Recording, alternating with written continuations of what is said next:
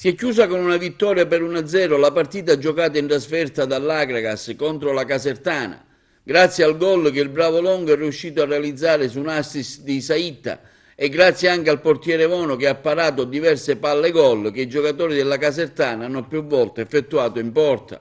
È stata una bella partita, combattuta dai nostri giocatori che sono riusciti a contenere la squadra avversaria, conquistando così 3 punti d'oro con la seconda vittoria di fila, che ci porta a quota 7 punti, attestandoci addirittura in quinta posizione, a pari punti con il Trapani, il Bisceglie, il Catanzaro, il Francavilla, squadre ben più forti e organizzati della nostra. L'inizio per l'Akragas non è dei migliori, ma man mano che la partita si sviluppava, la squadra biancoceleste prendeva sempre più padronanza del campo avversario. Nella ripresa e nell'ultimo quarto d'ora la Casertana è all'arrembaggio della porta difesa da Vono, spronata anche dall'allenatore che nella sosta tra i due tempi scuote la squadra, ma senza nulla ottenere. Oltre a Longo, tra i migliori che hanno giocato è stato Saitta, suggeritore del gol, che oltre a scorazzare su e giù per il campo in accoppiata con Sepe è stato anche la chiave del successo della squadra cracantina, fermando così l'attacco della Casertana. Bravo anche Carrotta che si esalta nel secondo tempo e Mileto, uno dei migliori del suo reparto,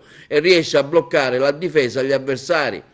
Distintosi anche Parigi che si sacrifica e fa sentire la sua presenza tra i centrali avversari e nella ripresa mette in difficoltà addirittura la difesa avversaria. In testa al girone attualmente il Monopoli con 13 punti, al secondo posto segue il Catania, il Lecce con 10 punti, con 9 il Siracusa, la Regina con 8 punti e quindi l'Akragas con 7. Gli ultimi posti sono occupati dal Fondi, ultimo con 1 punto, penultimo il Cosenza con 2 punti e terzultimo la Fidelis Andria con 3 punti.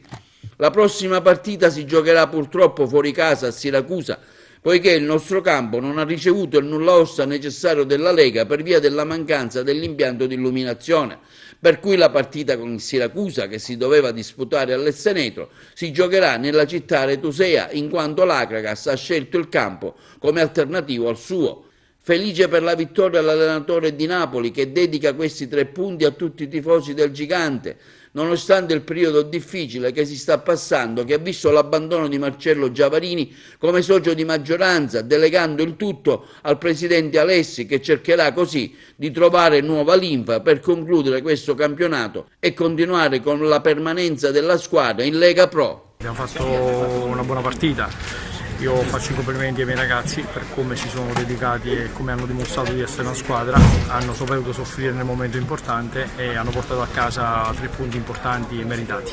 Dedico ai nostri tifosi che so che ci hanno seguito, ci stanno sempre vicini, e a 2 persone che sono rientrate nel nostro staff, che è Ciccio Nobile e il direttore Ernesto Rossello, che gli diamo il benvenuto. Il presidente ci ha chiamato, mi ha fatto veramente piacere perché è una persona che ci sta vicino. Io spero che si possa risolvere tutto al più presto e che l'Akragas